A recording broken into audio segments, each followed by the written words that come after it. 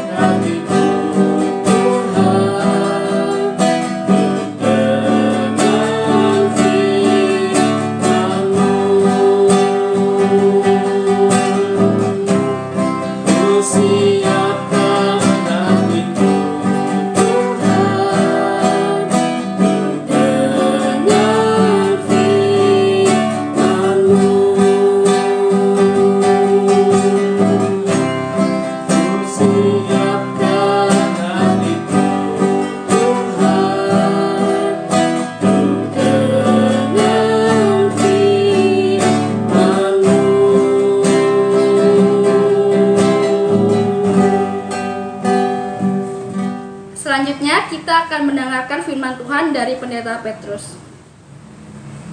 Baik, selamat malam Bapak Ibu sekalian. Mari kita tunduk kepala, kita berdoa untuk mempersiapkan kita mendengarkan bagian dari firman Tuhan malam hari ini. Bapak, kami bersyukur karena kesempatan yang indah yang Tuhan berikan saat-saat kami diperhadapkan dengan kebenaran firman-Mu.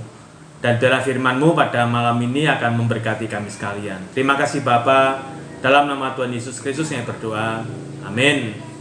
Baik, Bapak Ibu saya kasihi, firman Tuhan hari ini akan saya ambil dari Ayub pasal yang ke-42 ayat yang ke-7.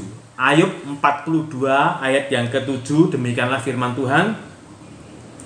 Setelah Tuhan mengucapkan firman Tuhan itu kepada Ayub, maka firman Tuhan kepada Elifas orang Teman, murkaku menyala terhadap engkau dan terhadap kedua sahabatmu, dan kamu tidak berkata, karena kamu tidak berkata benar tentang aku seperti hambaku Ayub.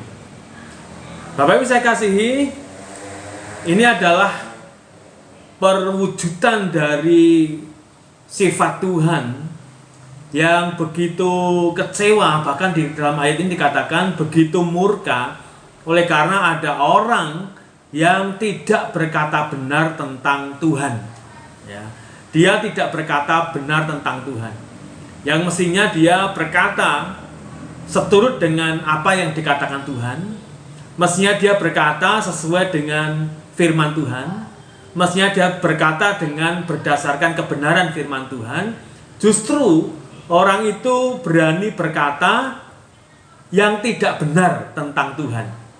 Wah, nanti ini akan menjadi sebuah perhatian buat kita sekalian, apa yang kita katakan tentang Tuhan, gitu kan?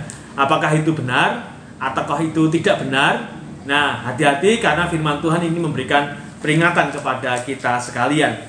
Bapak Ibu saya kasihi, walaupun kitab Ayub tidak pernah memberitahukan tentang penyelesaian yang menentukan mengenai persoalan di mana orang benar itu menderita.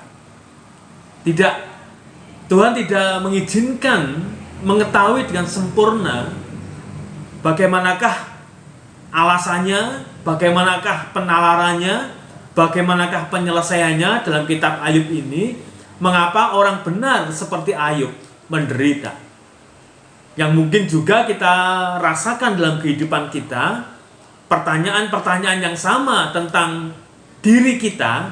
Mengapa ketika kita setia kita menderita? Mengapa ketika kita benar justru kita menderita? Mengapa ketika kita jujur justru malah hancur? Nah, kitab Ayub juga tidak menyelesaikan persoalan itu dengan tuntas, yang memberitahukan kepada kita sekalian mengapa Ayub sebagai orang benar dan ia menderita. Yang pasti firman Tuhan memberikan penjelasan kepada kita sekalian bahwa Tuhan itu berdaulat. Tuhan itu punya kekuasaan penuh, Tuhan itu punya kehendak penuh, dan Tuhan itu punya rencana yang indah. Sehingga memang ada tidak segala sesuatunya diizinkan Tuhan untuk kita bisa mengetahuinya. Tetapi dalam bagian ini sesungguhnya Tuhan ingin menjelaskan bagaimana kehadiran Tuhan kepada orang-orang yang berharap kepada Dia. Tuhan ingin memberitahukan kepada kita melalui peristiwa Ayub. Tuhan hadir dalam setiap penderitaan kita. Tuhan hadir di setiap kekecewaan kita. Tuhan hadir di setiap pergumulan kita. Nah, ketika Tuhan hadir dalam kehidupan kita, terkhusus pada saat-saat kita merasa ada penderitaan, pastilah Tuhan akan melihat bagaimana respon kita pada saat kita mengalami berbagai macam derita. Dan puji Tuhan kalau Bapak Ibu melihat dalam kitab Ayub ini, Tuhan mendapati Ayub sebagai seorang yang tetap setia kepada Tuhan meskipun dia menderita. Nah, menjadi tantangan buat kita sekalian pada saat kita menderita dan ternyata Tuhan hadir memang. Karena Dia tidak pernah meninggalkan kita dalam kondisi apapun. Apakah dalam penderitaan itu kita tetap setia kepada Tuhan? Apakah dalam kekecewaan itu kita tetap setia kepada Tuhan? Atau kita melakukan segala sesuatunya yang bertentangan dengan firman Tuhan, atau malah berkata hal yang tidak benar tentang Tuhan?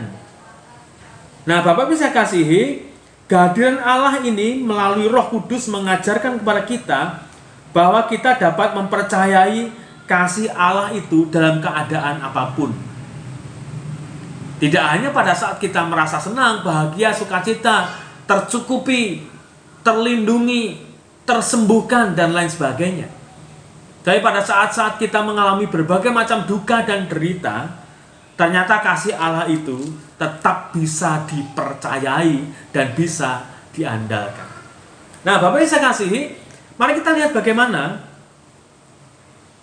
sikap Tuhan terhadap orang yang mengatakan hal yang tidak benar tentang Tuhan. Di dalam ayat itu dikatakan, kamu tidak berkata benar tentang aku.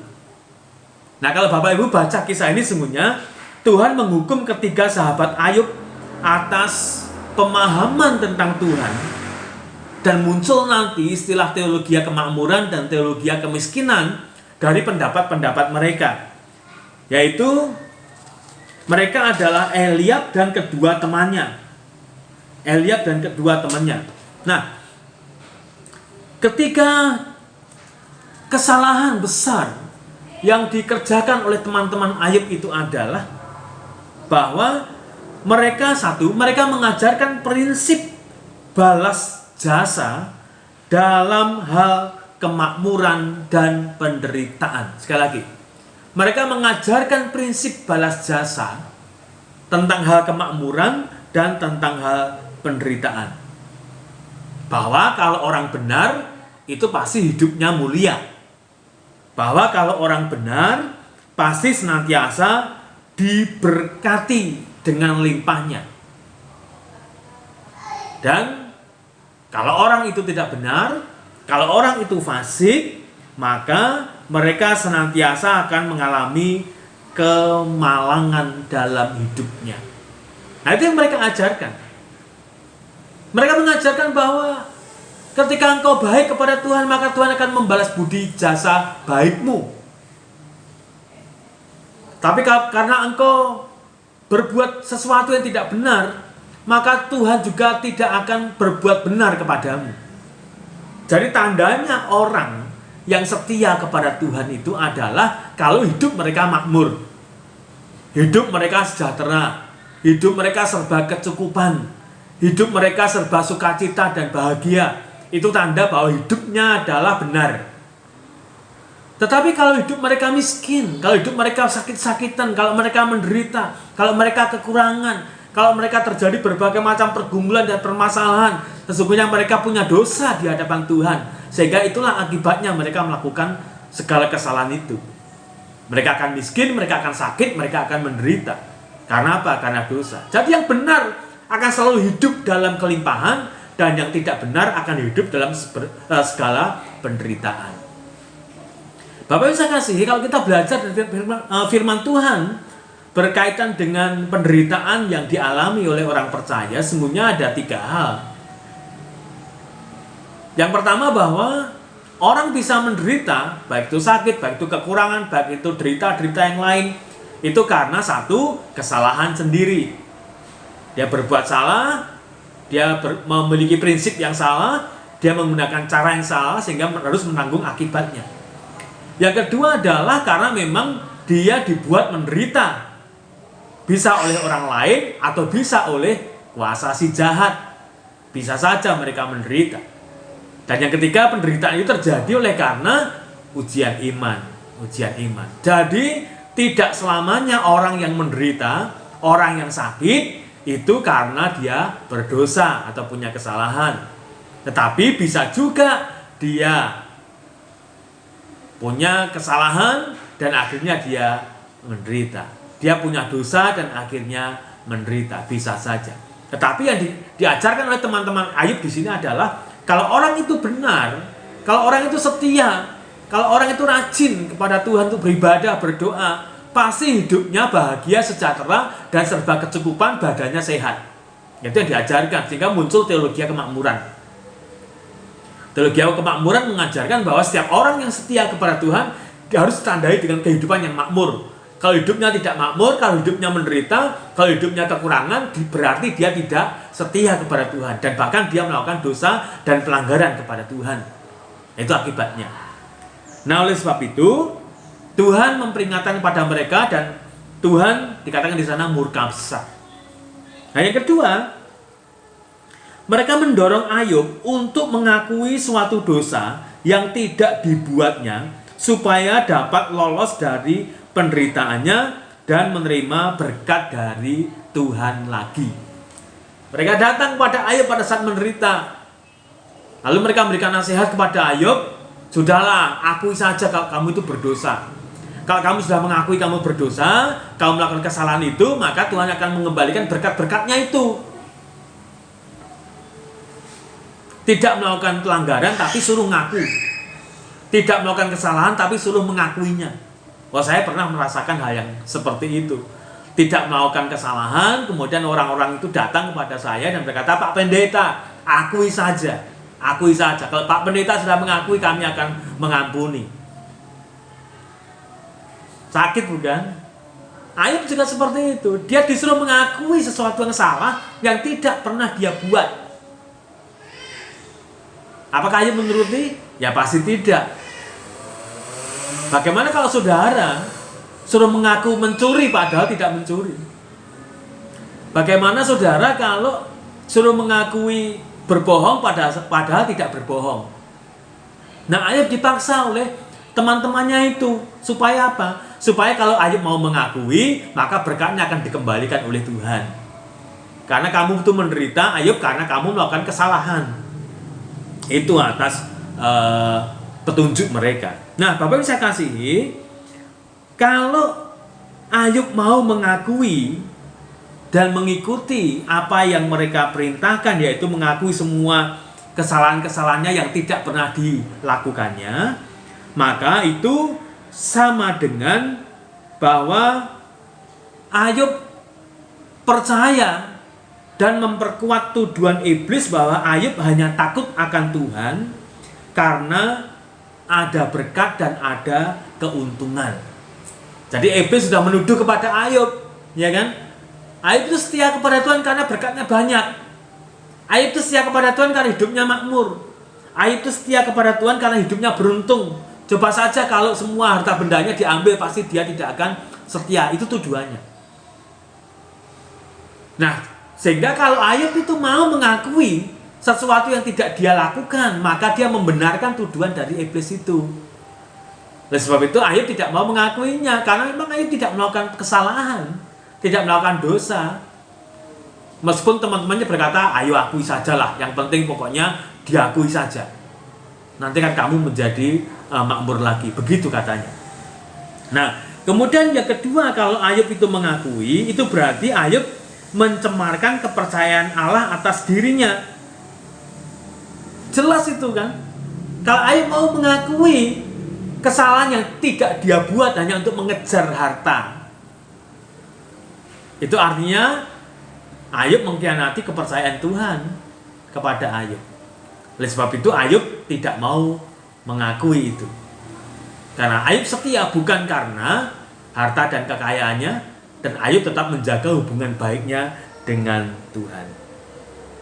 Bapak saya kasih, mereka telah berbicara dengan angkuh dan menyatakan bahwa Allah mendukung doktrin mereka. Wah, dengan keyakinan itu bahwa Allah berkata hal seperti ini, lalu disampaikan kepada Ayub, padahal Allah tidak berkata seperti itu. Sehingga akibatnya apa? Akibatnya adalah di ayat tadi kita baca bersama-sama.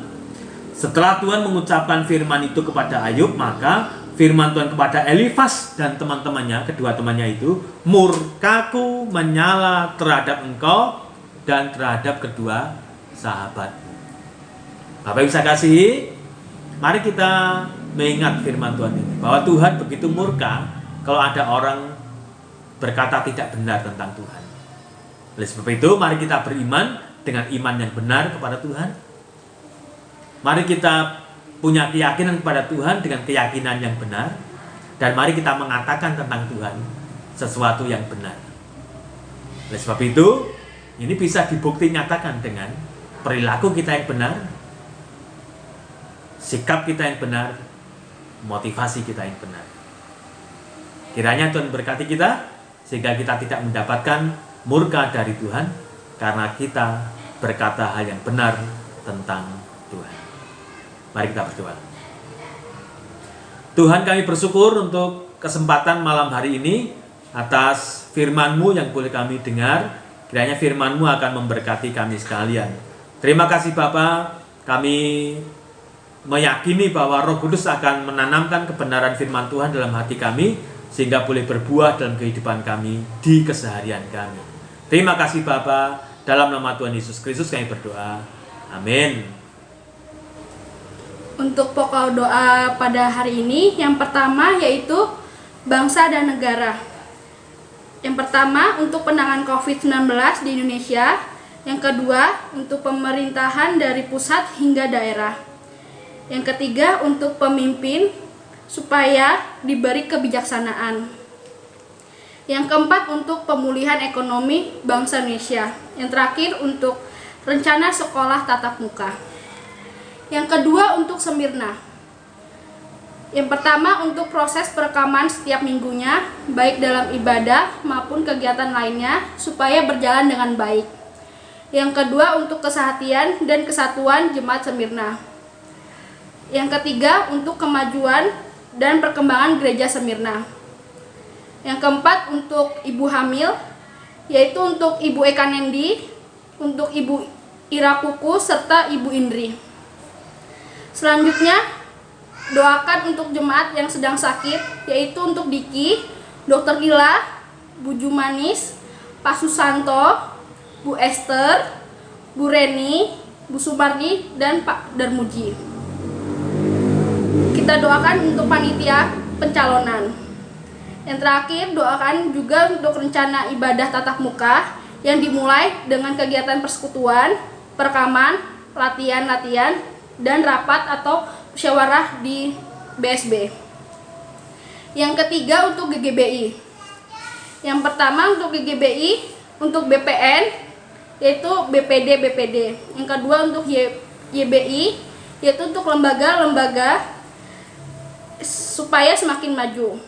Yang ketiga untuk RSBI, yaitu untuk rumah sakit dan klinik baptis. Yang keempat untuk Bambuknas. Serta berdoa juga untuk gembala sidang baptis supaya diberi kesehatan. Yang terakhir untuk gereja-gereja baptis yang belum ada gembala sidangnya, supaya segera mendapatkan gembala sidang yang baru. Yang keempat untuk pokok doa pribadi. Mari kita bersatu dalam doa.